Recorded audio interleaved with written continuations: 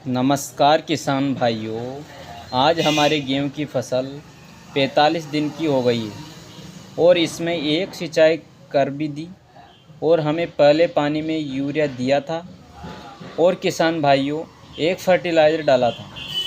तो आज हमारा पौधा अच्छा और कल्ले ही कल्ले नज़र आ रहे हैं। और किसान भाइयों अब हम दूसरा पानी लगाने वाले हैं।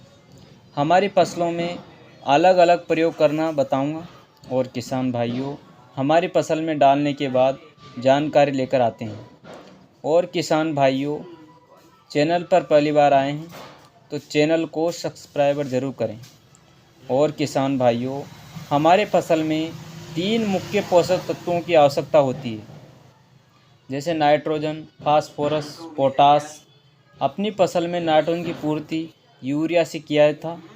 और किसान भाइयों NPK 05234 डाला था, जो फास्फोरस पोटास की पूर्ति कर दिया था।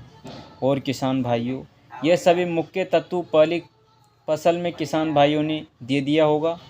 इसका रिजल्ट आपको शानदार मिलेगा। और किसान भाइयों अब बात करते हैं दूसरे पानी के बारे में। दूसरी सिंचाई में यूरिया लेना है 30 किलो 1 एकड़ में लेना है।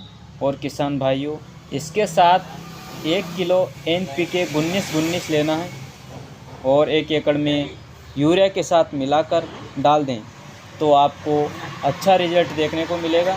और किसान भाइयों इसको डाल देते हैं तो आपको आखिरी तक पोषक तत्वों की कभी भी ज़रूरत नहीं पड़ेगी। और किसान भाइयों आपको एंड तक इसका काम होता है। और किसान भाइयों पीलापन देखने को नहीं मिलेगा और गारंटी के साथ कहता हूँ किसान भाइयों आपको कल्ले भी अच्छे फूटेंगे और फुटाव भी अच्छे देखने को मिलेगा।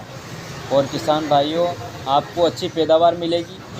तो किसान भाइयों ये वीडियो पर पहली बार आए हैं, धन्यवाद किसान भाइयों।